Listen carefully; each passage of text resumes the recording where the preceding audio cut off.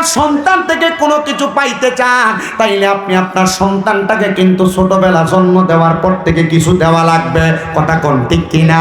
এই জন্য মনে রাখবেন রে বাবা, সুনেশ্বরের মুসলমানেরা, সন্তান শুধু জন্ম দিলে হয় না, সন্তানের দায়িত্ব পালন করা লাগে।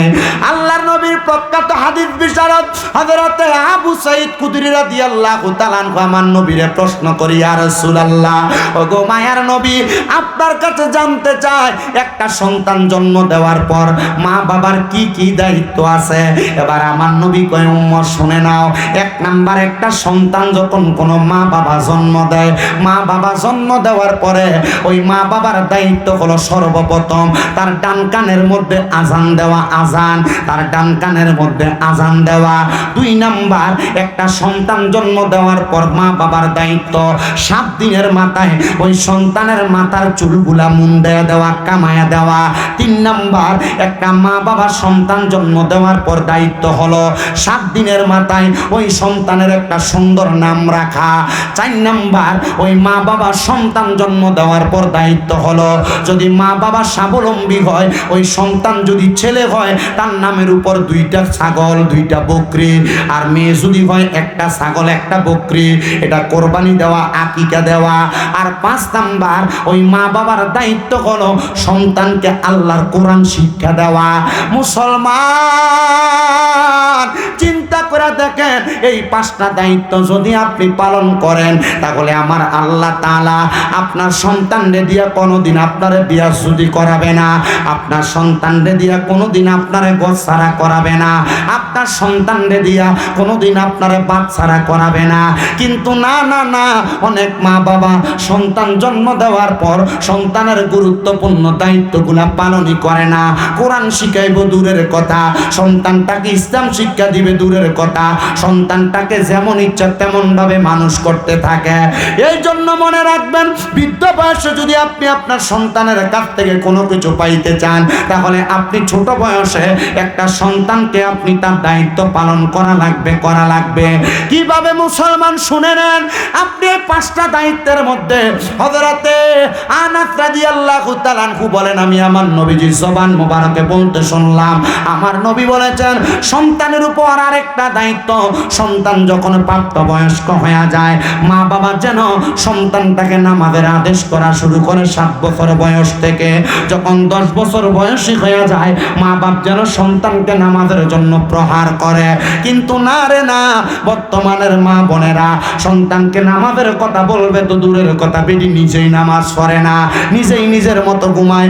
সকালবেলা আগে ঘরের কাছা দিয়ে গেলে, কোনা দিয়ে গেলে মা বোনদের কোরআন তেলাওয়াতের আওয়াজ শোনা যাইতো, কিন্তু এখন বেড়ির আর নাকের খড়খড়ানির আওয়াজ শোনা যায়। কথা কন না ঠিক কিনা? যদি সন্তান মানুষ করবো কেমনে? তখন সন্তান বড় হইলে আর মা বাপের কথা শোনে না।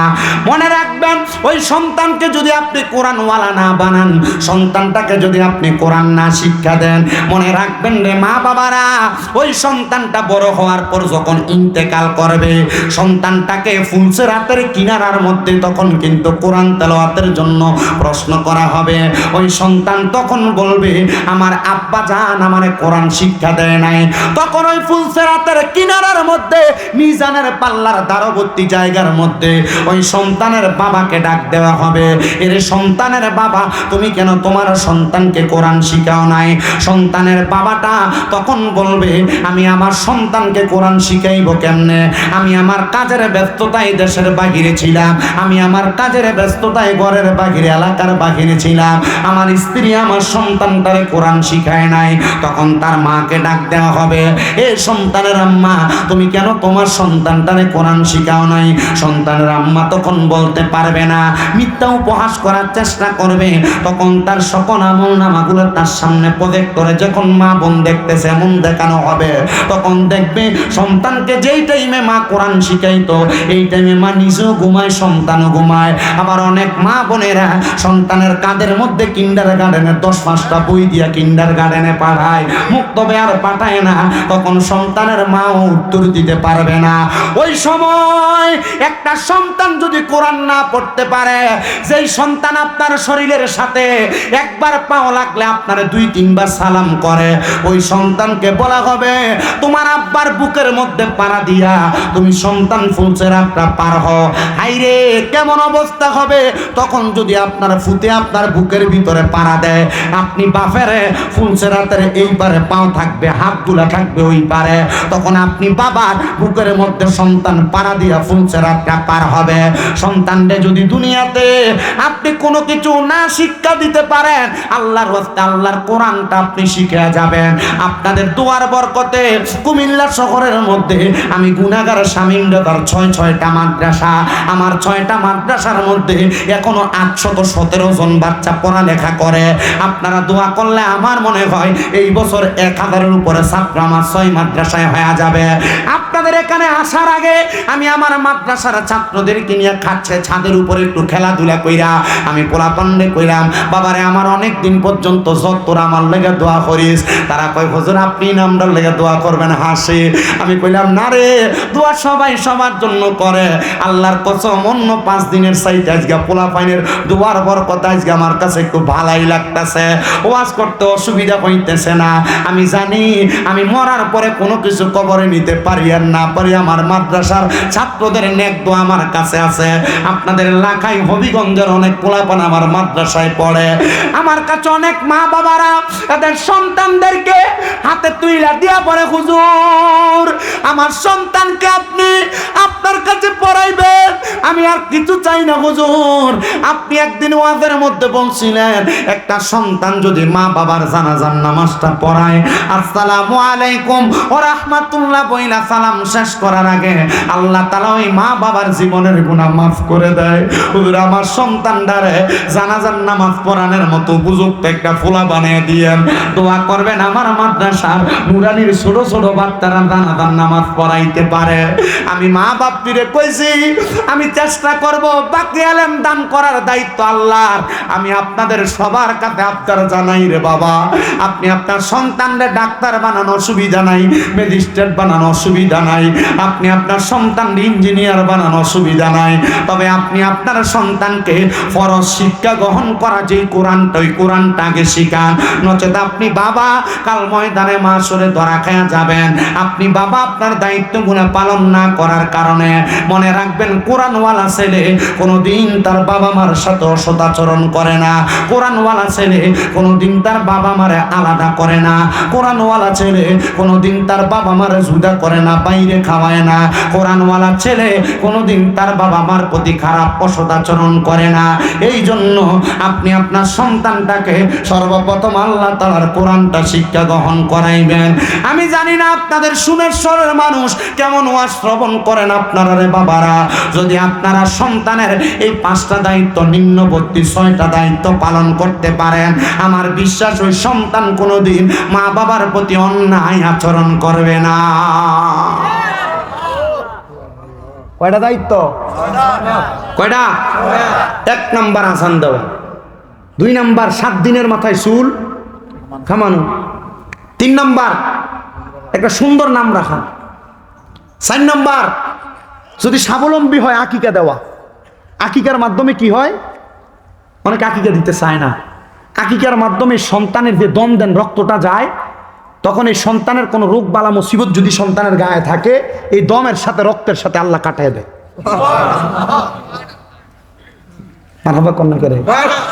আপনার কষ্ট হইতেছে? ইহা দিয়া বক্তাই না লাভ হইছে মনে হইতেছে নি? আমারে ওই যে আমি কিন্তু দেখেন আমি কিন্তু অনেক সময় কাটাই এলেছি দুরুদ শরীফ মিলাদ জিকির আজকার কইরা, কথা বুঝতে পারছেন? আমি এটা করার কয়েকটা মাধ্যম আছে, কারণ আছে। কারণ ওই ঘরের ভিতরে আমি ঢুকন লোক কি বক্তা আনসুস বেটা কত জিকির আজকার করে না। আর বাপ সবাই কি জিকির আজকার করবো? হুজুর যে বয়ান করছে হুজুর কি জিকির আজকার করে রে? ঠিক আছে না? মনে রাখেন আমি যেগুলা বলতেছি এগুলো কাজে লাগবো, মনে হইতেছি না আপনার? এর আগে আমি অনেক কিন্তু মক্কা মদিনার ফজিলতের কথা বইলা দিছি। আল্লাহ শুকরিয়া আদায় করলে আল্লাহ কোন 10টা নিয়ামত দিবে এটি বইলা দিছি। আমি খুতবার ভিতরে আধা ঘন্টা ওয়াজ করি। আপনার কষ্ট হইতেছে? আমি এদিকে আইতে ডরাইছি, কারণ আমার জীবনে মাহফিলের সবচাইতে কষ্ট দিছে লাখাইয়ের হোসেনপুরের মানুষ। আমার সবচেয়ে হাতে পায়ে ধরে আমারে বহুলাতে দাওয়াত দিয়েছিল। আপনি ছিলেন না? এই ক্যামেরাম্যান এই ভাইয়া ছিল,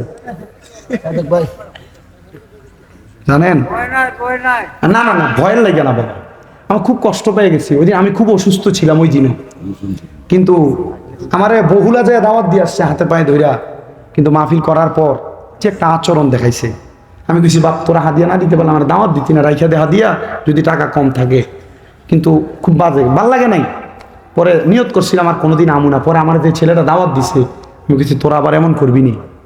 না এমন করতাম, নাম না ইয়ে নামটা ভালো। আলহামদুলিল্লাহ ভালো। তারার মাহফিলে মানুষ কি তৈছে আর আপনার মাহফিলে মানুষ কি তা? এলাকার মানুষ ভালো না হইলে কিন্তু মানুষও মাহফিলে দেয় না, কথা বুঝতে পারছে? অতলা মানুষ না, অতলা বাদ দিছি শুধু এই ফ্যান্ডেলের আমার সামনে দেরি আছে, অতলা ছিল না তার মানে। আমরা একটা বুঝ আছে না, আল্লাহ কবুল করতো, আমিন কইন। এটা কলজা লাগে, মন লাগে। খালি খানা দিলে মানুষ হয় না, তারারও তামারুক আছে। খানা দিলে খালি মানুষ আসে না, মানুষ কখনো কখনো মোহাব্বতের কারণেও আসে।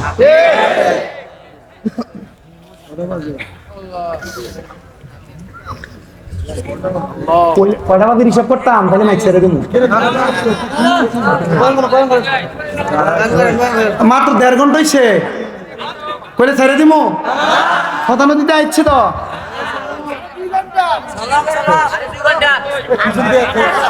না না না ঠিক আছে, বালা আলহামদুলিল্লাহ। কোন আমি যদি আজকে সব ওয়াজ করে দিয়ে থাকি, এরপরে আবার ওয়াজ করা লাগতো না, পরে তো আমার দাওয়াত দিতে না তোমরা, যাও করে দিয়ে দেয়। আলহামদুলিল্লাহ। কোন আমার এই ওয়াজগুলো আপনারা কাজে লাগাবেন তো ইনশাল্লাহ? সন্তানের নামে আকিকা দিবেন তো ইনশাল্লাহ? সন্তানের নামে আকিকা দিবেন। যদি কোনো অনেক পোলাপান আছে কামাই করে, আপনার মা বাবা আপনার নামে আকিকা দিছেন কিনা আপনি জানেন না, তখন আমার মতো চালাকি করবেন। চালাকিটা কি? আপনার বাপ মারে লগে বয়া করবেন, আব্বা আপনি আমার নামে আকিকা দিচ্ছেন নি? যদি কই যে দিছি আলহামদুলিল্লাহ, যদি কই দেয় নাই তাহলে আব্বারে কইবেন আপনার হাতে নিয়ত করেন, আপনি যখনই টাকা আসবে তখনই আপনি টাকাটা দিয়ে আমার নামে আকিকা দিয়ে দিবেন। যদি কই আচ্ছা ঠিক আছে, তখন আপনি আপনার নিজের আকিকার টাকাটা জমাইলেন, জমাই টাকাটা বাপের হাতে তুলে দিবেন, যান আপনি আমার নামের উপরে 2টা ছাগল আইন আল্লাহর রাস্তায় জব করে দেন, দিয়া মানুষের খাওয়ান গরিব যারে।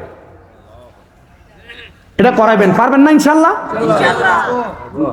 ছেলের ব্যাপারে ছেলের লাগে 2টা, একটা ছেলে জন্ম নিলে কয় ছাগল, আর মেয়ে জন্ম নিলে 1 ছাগল।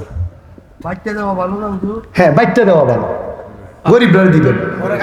আকিকার মাসালা হচ্ছে কুরবানির সেম। এই হুজুর বলেন কুরবানির মতো 3 অংশ করবেন, 1 অংশ নিজে খাবেন, 1 অংশ গরিবদেরকে দিবেন, 1 অংশ আত্মীয়দেরকে দিবেন। কুরবানির যে মাসালা ঠিক অনুরূপ মাসালা, অনুরূপ মাসালা। আলহামদুলিল্লাহ। পড়েন। এরপর যদি আপনার কাছে মনে হয় যে না হুজুর আমি খাইতাম না, আমি গরিবদের দিলাইমু, পুরাটা দিলাও তুমি গরিবদের, অসুবিধা নাই। আলহামদুলিল্লাহ। কর রাজি আছেন ইনশাল্লাহ? এগুলা করবেন ইনশাল্লাহ? এগুলা চালু রাখবেন, এগুলা চালু রাখবেন, এগুলা জারি রাখবেন। এগুলা করলে ইসলামের যে মূল মৌলিক ধারাবাহিকতা এগুলা ঠিক থাকবে, ঠিক কিনা? আল্লাহ কবুল করুক, আমিন কন। তাহলে সন্তানরা কয় বছর বয়স থেকে নামাজের কথা বলবেন? জোরে জোরে জোরে জোরে। এই কোনাটা দিয়ে কয় না কয় বছর? তুলে কোন কয় বছরে কোনা দিয়া? এ কন্যাটা দিয়ে কয় বছরে? এরা চিন্তা করতেছে হুজুর আমি নিজ হইতো নামাজ পড়ি না।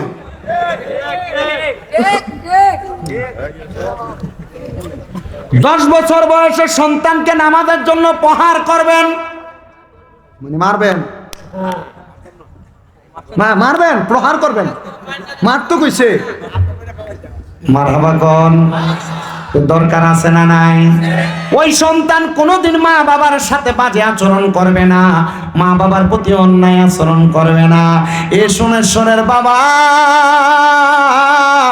এবার আল্লাহর নবী রহমতের নবীকে হযরতে বনু সালমা গোত্রের একজন লোক আইসা প্রশ্ন করি, ইয়া রাসূলুল্লাহ নবী গো আপনার কাছে জানতে চাই, মা বাপ জীবিত থাকা অবস্থায় আমরা সন্তানদের কি কি দায়িত্ব আপনি বলেন না। নবীজি বলেন মা বাপ বেঁচে থাকা অবস্থায় একটা সন্তানের 7টা দায়িত্ব, জবান বন্ধ নাই।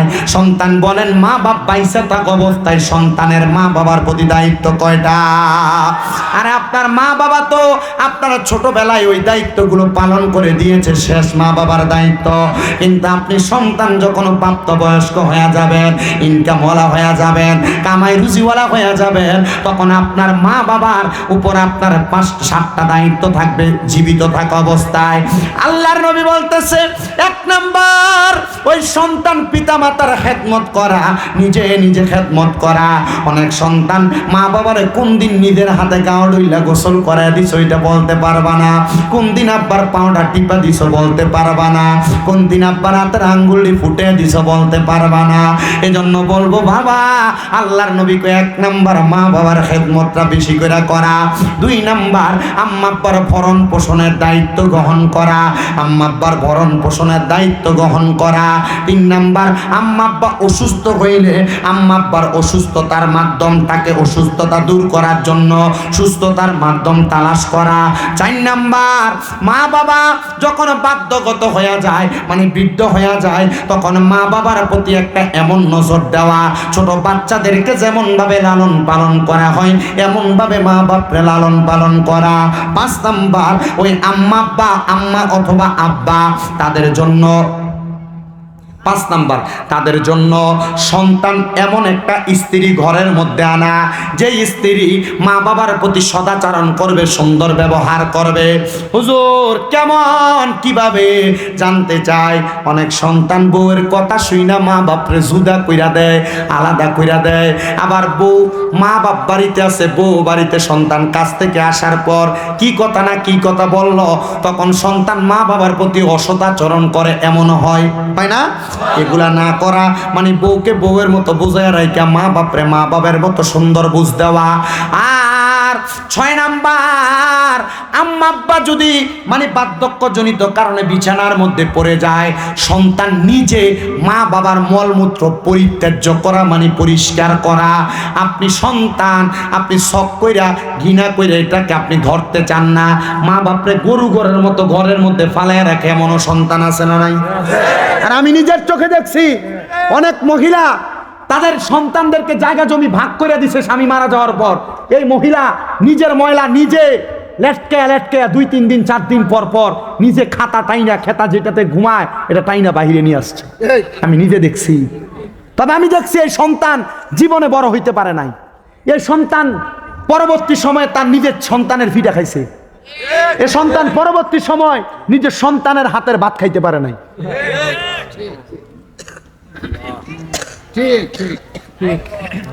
মা বাপ যদি ইন্তেকাল করে, আম্মা আব্বার জন্য জানাজার নামাজের ব্যবস্থা করে 7 নাম্বার দায়িত্ব। এবার আসেন আরেকটা হাদিস শরীফ শোনাই। ইদ জাআ মিন বানি সালামাতা, যখন বনু সালমা গোত্রের একজন লোক আমার নবীর সামনে আসলেন, নবীকে প্রশ্ন করলেন, ফাকালা ইয়া রাসূলুল্লাহ, নবীকে বলছি ইয়া রাসূলুল্লাহ আপনার কাছে জানতে চাই, নবী আপনি বলেন। সাহাবায়ে কেরাম যে নবীরে বলতেছে ইয়া রাসূলুল্লাহ বলে, অনেক মোল্লারা যে কয় ইয়া রাসূলুল্লাহ ফালতু স্লোগান। এই হাদিস শরীফে উত্তর ফাকালা ইয়া রাসূলুল্লাহ, সাহাবায়ে কেরাম নবী ইয়া রাসূলুল্লাহ কইছিনি। হাদিস শরীফে রন্ধ্রে রন্ধ্রে ইয়া রাসূলুল্লাহ স্লোগান আছে, আর এই মৌলবী কয় ফালতু স্লোগান। হযরত ওমর রাদিয়াল্লাহু তাআলা আনহু যদি বাইসা থাকতো, সৌদি আরব থেকে আইয়া বাংলাদেশে এই মৌলবীরা গর্দান আগে ফালাইতো। কথা কন না করে? আর আপনারা এই মৌলবীর ওয়াজ শুনবার লাগা দল বান্ধা বান্ধা ফলাবান যাও তোমরা, জানেন না আপনারা? আলহামদুলিল্লাহ কইন আল্লাহ আপনারা ঈমান বাঁচাক। আমার এই দুর্বিশ্বাস আছে যে বাউনবাড়িয়া আর হবিগঞ্জের সুন্নি যেডি আছে এডিরে মোটামুটি ডাইভার্ট করতে পারতো না, কারণ মোটামুটি এই অঞ্চলের মানুষ আউলিয়া কেরামের সোহবত ভালো করেই খাইছে। আর নাসিরউদ্দিন সিফা সালাহ রহমতুল্লাহ এই এলাকা এমনি ছিল, তোমরা ঠিক রাল লেগে আইছে, আল্লাহ কবুল করতো, আমিন কোন। সাহাবায়ে কেরাম নবীরে কই ফাকালা ইয়া রাসূলুল্লাহ, নবী আপনার কাছে জানতে চাই আপনি বলেন। হাল বাকিয়া মিন বিররি আবওয়াইয়া শাইউন আবাররুহুমা বিহি বাদা মাউতিহিমা। নবী গো, আমরার মা বাবা জীবিত থাকতেন দায়িত্বের কথা বলছেন, আমরার মা বাবা মৃত্যুবরণ করার পরে আমরার কোনো দায়িত্ব আছে কিনা? আপনি মনে করছেন মা বাপ বাচ্চা থাকলে খাওয়াইলে মনে হয় দায়িত্ব, মা বাপ বাচ্চা থাকলে ওষুধ খরচের কাম দিলে মনে হয় দায়িত্ব, মা বাপ বাচ্চা থাকলে মা বাপের খেদমত করলে দায়িত্ব। ওই সাহাবী বলে, ইয়া রাসূলুল্লাহ, নবী গো, আপনার কাছে জানতে চাই, হাল বাকিয়া মিন বিররি আবওয়াইয়া শাইউন আবাররুহুমা বিহি বাদা মাউতিহিমা, আমাদের মা বাবা ইন্তেকালের পরে আমাদের কোনো দায়িত্ব আছে কিনা? উনি বলেন, আমার মা নাই বিদায়, আমার বাবা নাই বিদায় আমি প্রশ্ন করলাম। আমার নবী কয়, হ্যাঁ, কলা নাম, অবশ্যই দায়িত্ব আছে। নবী কি দায়িত্ব? নবী কয়, 1 নাম্বার আসসালাতু আলাইহিমা, মা বাবা মারা যাওয়ার পর আম্মা আব্বার জন্য দোয়া করা হলো সন্তানের 1 নাম্বার দায়িত্ব। আর আমরা মৌলবীরা ফতোয়া দেয় জানাজার নামাজ পড়ার পর তাড়াতাড়ি লাশটা কবরস্থানে লইয়া যাও, দোয়া করার দরকার নাই। এই কথা কন না, কয় কি কয় না? দৌড়ে লাগা। আর আল্লাহর নবী কয় মিশকাতুল মাসাবিতে হাদিস, ইজা সাল্লাইতুম আলাল মাইয়িতি ফাখলিসু লাহুদ দুআ। আপনার কষ্ট হইতেছে? অসুবিধা হইব? আসুন। আল্লাহর নবী কয় ইজা যখন ওমা কিরে বাজারে দিলে আমার শেষ। ইজা যখন সল্লাইতুম, তোমরা নামাজ আদায় করো, আলাল মাইয়িতি, মৃত ব্যক্তির জন্য, ফাখলিসু লাহুদ দুআ, এনে কইছে না, এটা পরে কইতেছি, ফাখলিসু লাহুদ দুআ, অতঃপর তোমরা তার জন্য দোয়া করো। এনে কি কইছে মাটি দেওয়ার পর দোয়া করো? না, কথা কই না। আমি হাদিসটার অনুবাদ বলি, আপনারা শুনেন। ইজা যখন সল্লাইতুম, তোমরা নামাজ আদায় করো, আলাল মাইয়িতি, মৃত ব্যক্তির জন্য, ফাখলিসু লাহুদ দুআ, অতঃপর তার জন্য দোয়া করো। এনে কোন জায়গার ভিতরে কইছিল যে মাটি দেওয়ার পর দোয়া করো? বলছে নামাজ আদায় করার পর দোয়া করবার লাগা। আর মৌলবী আসলে দৌড় দেয়, জানাজার নামাজে বলে দোয়া। তো লাস্ট জন মাইকিং করে, একটি সুখ সংবাদ, অমুক বাড়ির অমুক মিয়া নিবাসী ইন্তেকাল করিয়াছেন, মরহুমের জানাজার নামাজ কয় না, মরহুমের জানাজার দোয়া কয়, নামাজ কয়। ঠিক আছে, ওই নারে তাকবীর, নারে রিসালাত, নারে গাউসিয়া, সুন্নি মহাসম্মেলন, হযরত মাওলানা কারি মুফতি রুহুল আমিন সিদ্দিকী সাহেবের আগমন, গোরেগাঁও পাক দরবার শরীফ, সুনেশ্বর আদর্শ একতা সুন্নি যুব সংঘের পক্ষ থেকে প্রধান অতিথির আগমন, রুহুল আমিন সিদ্দিকী সাহেবের আগমন, এই মাহফিলের পক্ষ থেকে, এই মাহফিলের পক্ষ থেকে হুজুরকে এখানে বসান, জোরে কোন মারহাবা। হুজুর যে তাইয়া পড়ছে, কিন্তু আমার হাদিস হুজুর অর্ধেক বাকি রয়েছে।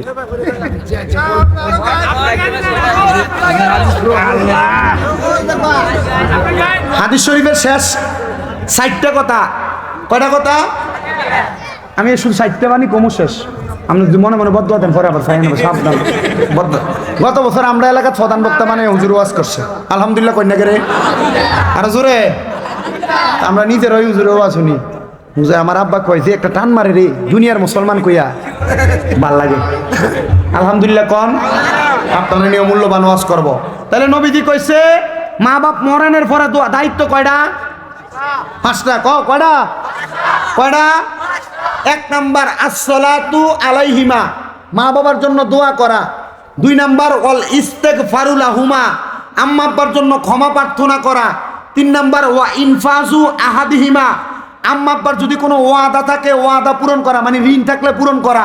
ওনার ঋণ পরিশোধ করে না, 60 দিন যাওয়ানোর আগে জায়গা ভাগ করে লায়, কথা কয় না কা? 4 নাম্বার ওয়াসিলাতির রাহমিল্লাতিলা তুসালু ইল্লা বিহিমা, আম্মা আব্বার আত্মীয় স্বজনের সাথে সম্পর্ক বজায় রাখা। অনেকে বাপ মরে গেছে, চাচারা দেখে না, কথা বলে অনেকে মা মরে গেছে, খালা মামা এই আত্মীয় স্বজনের সাথে সম্পর্ক রাখে না, ঠিক না? এটা মনে রাখবেন, ওয়াসিলাতির রাহমিল্লাতিলা তুসালু ইল্লা বিহিমা, আম্মা আব্বার আত্মীয় স্বজনের সাথে সম্পর্ক রাখা। আর 5 নাম্বার ওয়াই ক্রামু সাদিকিহিমা, আব্বা আম্মার বয়সী বয়স্ক মুরব্বী যারা, এদেরকে সম্মান করা। কারণ কালার ফোলা ফাইন, বাপের বয়সী মুরব্বী দোয়ানে বয়ে থাকলে এটার সামনে সিগারেট টান দিয়ে ধোঁয়াটা বেটার মুখে মারে, কথা কই না করে? সাবধান, এগুলা করা যাবে। বাবার বয়সী মুরব্বী দেখলে সম্মান করবেন বাবার মতো, মায়ের বয়সী মুরব্বী মহিলা দেখলে মায়ের মতো সম্মান করবেন। করলে কি হবে? আল্লাহ তাআলা আপনার মা বাবার কবরের ভিতরে প্রশান্তি দান করবে। আমিন পড়েন, আরো জোরে কোন আমিন। সময় আরো বেশি পেলে আরো বেশি ওয়াজ করতাম, যতটুকু করছি আলহামদুলিল্লাহ। হুজুরের কাছে দোয়া চাই, প্রধান অতিথি সাহেবের কাছে ক্ষমা প্রার্থনা করছি যতক্ষণ কষ্ট দিয়েছি। যদি আমার ওয়াজ থেকে কিছু শিক্ষার থাকে, এই শিক্ষার উপরে আমল করবেন। ভুল বেয়াদবি হইলে মাহফিলের ফ্যান্ডেলে মাটি দিয়া এরপরে বাড়ি যাবেন। আসসালামু আলাইকুম ওয়া রাহমাতুল্লাহ। শেষ দাওয়াত, যদি আপনারা কোনো ফুলাফান আমার মাদ্রাসায় দিতে চান, কুমিল্লা চকবাজার নূরপুর সমৌনি তাহফিজুল কোরআন মাদ্রাসা নিয়ে যাবেন ইনশাআল্লাহ। রাখতাম।